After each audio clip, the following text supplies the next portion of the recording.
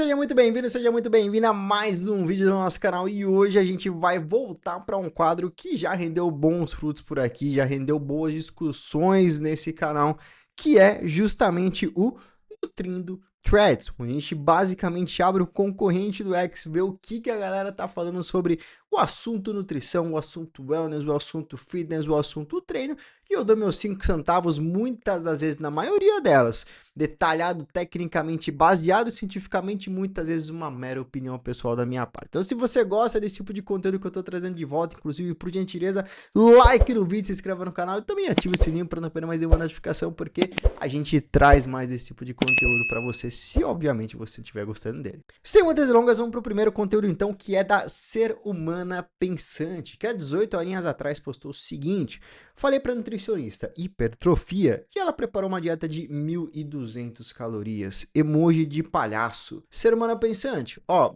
tu não tá completamente errada na tua percepção, mas talvez esteja um pouquinho, eu vou te explicar o porquê, tá? Acontece o seguinte: na enorme maioria das vezes, a dieta de 1.200 calorias de fato não vai cumprir o papel para que você consiga otimizar o seu processo de hipertrofia, mas existem alguns poréns nesse caminho, tá? Eu entendo que você esteja imaginando que a hipertrofia muscular depende única e exclusivamente de um estado de superávit calórico, mas primeiro ponto, isso não é verdade.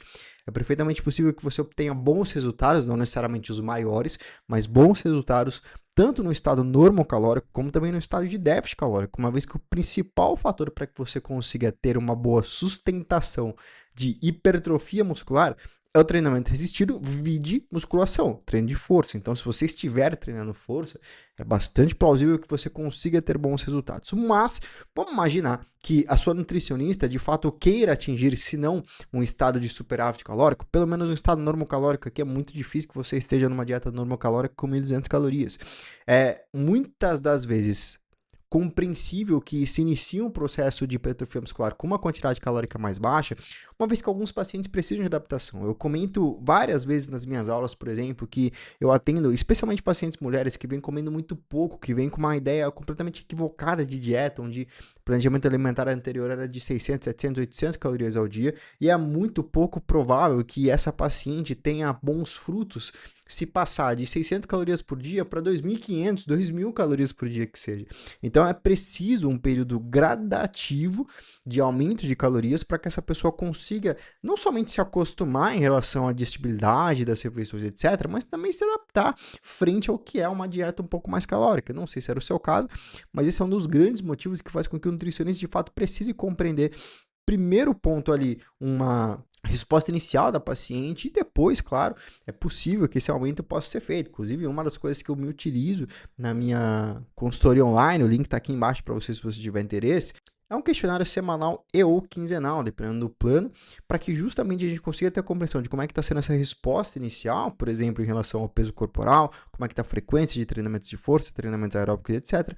Uma vez que a gente consegue, primeiro ponto, ter um planejamento um pouco mais cauteloso para depois ir aumentando, porque se a gente pisa muito esse pé no acelerador num primeiro momento, depois que tu ganha gordura, a gordura vai estar lá e aí provavelmente você vai precisar dar um passo para trás depois, para precisar perder aquela gordura, enfim, uma coisa que de fato não seria a mais conveniente para a gente, tá bom? Agora, a Roberta Pierre, nutricionista, comentou o seguinte: sobre a dificuldade do profissional em entender que ele é responsável técnico e não influencer. As mudanças no código de ética são mínimas e a maioria do mimimi de vocês é de algo que está escrito há pelo menos 8 anos. Uma boa parcela, tá, Roberta? Vocês realmente precisam aprender a ler antes de sair gravando vídeo indignado com o intuito de viralizar.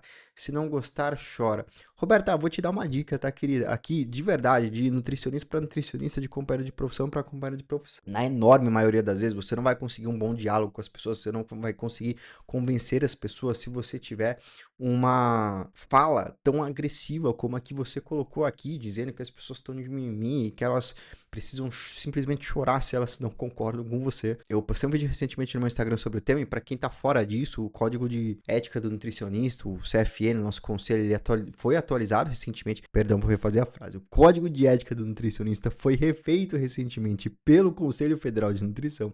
Isso fez com que muitos nutricionistas tivessem uma revolta coletiva, uma vez que alguns aspectos que a gente tinha um sentimento de que poderiam ser modificados, como por exemplo a possibilidade de postagem de antes e depois, acabaram não somente não sendo atualizados para uma liberação maior, mas também houveram restrições mais significativas, como por exemplo a proibição do compartilhamento de exames de sangue, esse tipo de coisa.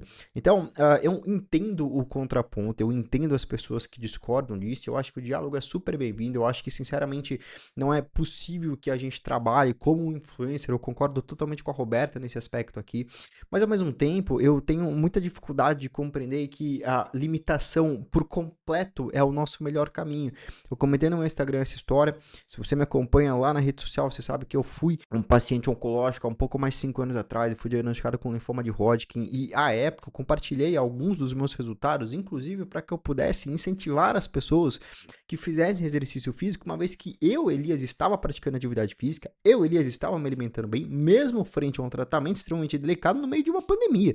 Então, assim, eu realmente percebi que eu trouxe motivação para muitas pessoas à época, muitas pessoas mudaram seu estilo de vida, começaram a se alimentar melhor por conta daquilo que eu divulguei, inclusive em relação aos meus exames de sangue. Eu postava, olha, mesmo com essa quantidade enorme de corticoide que eu tô tomando, que é um imunossupressor, então o corticoide tende a derrubar os níveis, por exemplo, de leucócitos do sangue, que é um dos principais responsáveis pelo cuidado imunológico do corpo humano. Mesmo com grandes quantidades de corticoide, eu consigo manter os meus leucócitos em níveis quase normais. Isso permitiu com que eu terminasse mais rapidamente meu tratamento, trouxesse alívio para as pessoas, e eu estaria literalmente proibido de compartilhar esse tipo de coisa atualmente, pelo menos hoje em dia, com a atualização do código de ética. Então, eu entendo o seu lado, mas novamente, eu não consigo ter a visão de que a restrição completa ela é o único caminho. Eu acho que se a gente conseguir deixar de uma forma respeitosa, de uma forma pragmática e obviamente com a autorização do paciente, compartilhamento de antes e depois, a gente vai conseguir ter uma batalha minimamente justa, ainda vai continuar sendo injusta, mas minimamente justa, com o que são os influencers que você está comentando aqui, que vão fazer uma coisa completamente esdrúxula, uma coisa completamente apelativa, mas que ao mesmo tempo é o que mais engaja. E para o nutricionista que está se formando agora, eu não preciso ser muito sincero, eu estou formado há mais de 6 anos, eu tenho uma clínica presencial, a maioria dos meus atendimentos são presenciais, eu não preciso dessa captação insana de rede social, como os nutricionistas que estão se formando atualmente precisam, mas ao mesmo tempo eu entendo que eu preciso trabalhar por eles, caso contrário a gente vai enfraquecer a nossa classe. Então, novamente, eu entendo teu ponto, Roberta, mas assim, dica, novamente, de profissional para profissional, respeito a sua opinião, eu acho que você podia trazer ela de uma maneira um pouquinho mais zelosa para que as pessoas te escutassem mais, até aquelas que concordam com você não ficassem, e principalmente as que não concordam com você, para que elas não fiquem tanto na defensiva e acabem simplesmente chegando numa guerra muito diferente do que eu comentei aqui com você, começar a te xingar, levar pro pessoal, enfim, esse tipo de argumentação nesse tom acaba levando justamente a isso, ataques pessoais, uma conversa que não vai levar a lugar nenhum. O corredor sem planilha diz o seguinte: correr a 7 minutos por quilômetro não é longão de performance, é trote de saúde e ponto final. Chamar isso de treino no print do Garmin para inflar o ego é exatamente o que está podre na bolha da corrida hoje. Qual lado você escolhe nessa? Aí a gente teve uma crítica aqui, né? Mas assim, eu vou dar minha opinião baseado na minha opinião. Corredor sem planilha, cara, o treino nada mais é do que... Vou colocar aqui no Google pra gente não ficar à mercê de interpretações, tá? Então, olha só. Treino, exercício, ação de executar regularmente uma atividade física. Ação ou efeito de treinar, de se preparar para a execução de alguma atividade, disputa, trabalho. É necessário muito treino para competir. Treinamento, habilidade, experiência ou saber que se adquire. Não tenho treino para fazer isso. Pessoal, a partir do momento em que você está fazendo um exercício repetido com algum propósito, que é, por exemplo, melhorar o seu condicionamento ou alguma coisa parecida, você está treinando. Se você está fazendo esse exercício de uma maneira repetida, de maneira programada, a 3 km por minuto ou... a 3 minutos para cada quilômetro, ou a 15 minutos para cada quilômetro, você está treinando, cara. E assim, a corrida é um esporte que naturalmente vai beneficiar aqueles corredores que começam mais leves. Então, por exemplo, se você pega um indivíduo obeso, ele naturalmente vai ter muito mais dificuldade para conseguir um grande avanço em relação a esse pace, né, denominado pace, que é a velocidade basicamente para cada quilômetro. Mas assim, o obeso também está treinando, mesmo que ele esteja num pace de 12, de 13, de 14, de 15, tanto faz, ele está treinando, cara. Então, esse tipo de discurso, na verdade, além de definitivamente não ser o que está podre na bolha da corrida, na verdade, é justamente o contrário. Eu creio que é esse discurso que é a podridão do exercício físico, que afasta as pessoas e fazem com que elas se sintam frustradas, uma vez que hoje tudo é performático, tudo tu precisa performar. Não, porque tu vai correr, se tu não tem um pace de 5, você é um lixo. Se você faz musculação e você não consegue pegar tantas toneladas no leg press, você é um bosta. Se você não consegue fazer a natação em tantos metros,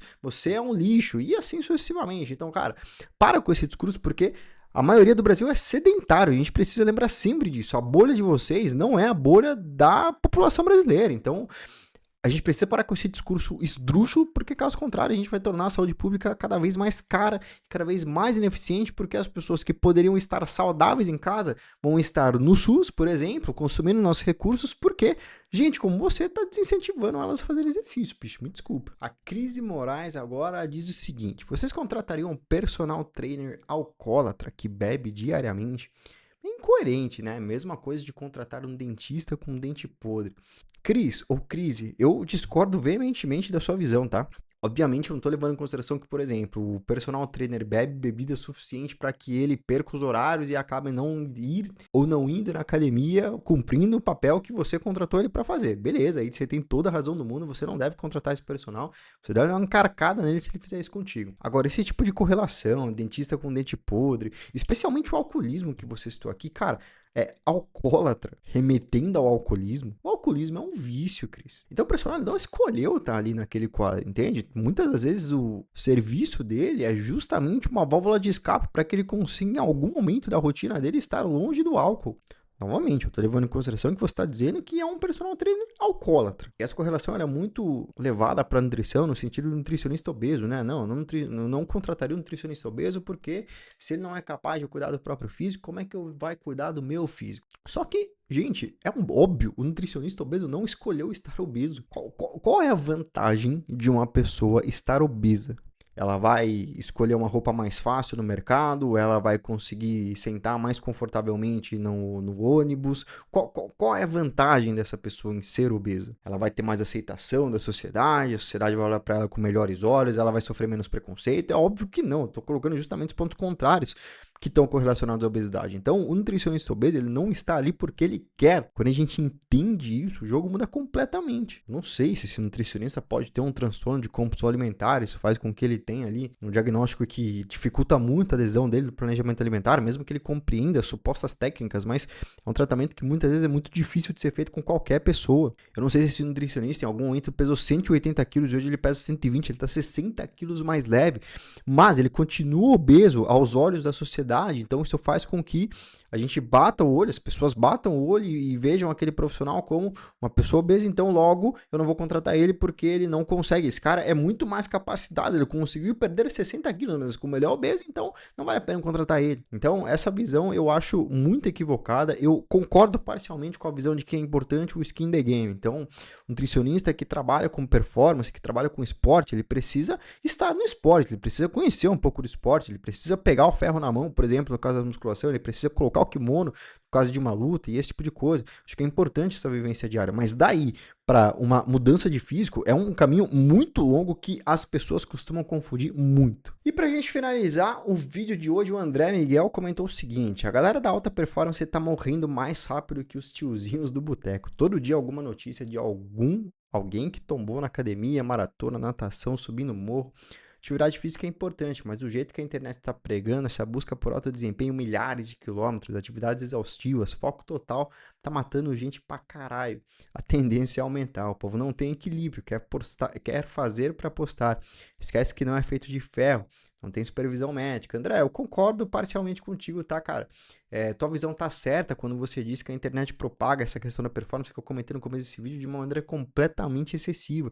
A gente não precisa performar em tudo nessa vida, a gente não precisa ver como um atleta de fisiculturismo se a gente não é um atleta de fisiculturismo. A gente não precisa ver como um atleta maratonista se a gente não vai fazer uma maratona e esse tipo de coisa. Então, as pessoas elas ficam se comparando muitas vezes com outros resultados na rede social e elas perdem a mão naquilo que de fato elas tiveram como propósito inicial para o exercício, que era cuidar da saúde delas. Agora, não necessariamente a gente tem esse aumento por conta da internet, tá, André? Ou, na verdade, é decorrente da internet, mas muito mais pela divulgação que hoje acontece. Então, muito provavelmente esses casos eles estavam presentes, mas a gente simplesmente os desconhecia, porque não existia Instagram, não existia Facebook, não existia TikTok, e atualmente então a gente tem essa divulgação muito mais ampla. É muito provavelmente por isso que a gente percebe tantos casos acontecendo, mas assim, posto isso, eu concordo com a tua ideia e sim, a gente precisa ter muito mais cuidado do que a gente vem tendo atualmente com essa cobrança que nós temos, não somente com nós mesmos, mas especialmente profissionais de saúde para com os nutricionistas, para com os seus pacientes, para que a gente consiga alinhar expectativas e entender que nem sempre a gente vai conseguir ter aquele resultado do Instagram, uma vez que as pessoas ali muitas vezes só vivem para isso e muitas vezes colocam a sua saúde em jogo para que elas consigam chegar naquele resultado. Bom, era isso que eu tinha para conversar com vocês hoje. Acho que foram 5 threads, né, que a gente analisou aqui. Próximo vídeo, se você deixar o like nesse, se inscrever no canal e ativar o sininho para não perder mais uma notificação, eu trago mais algumas coisas para a gente bater um papo. Fechou? Tamo junto, até breve e fui!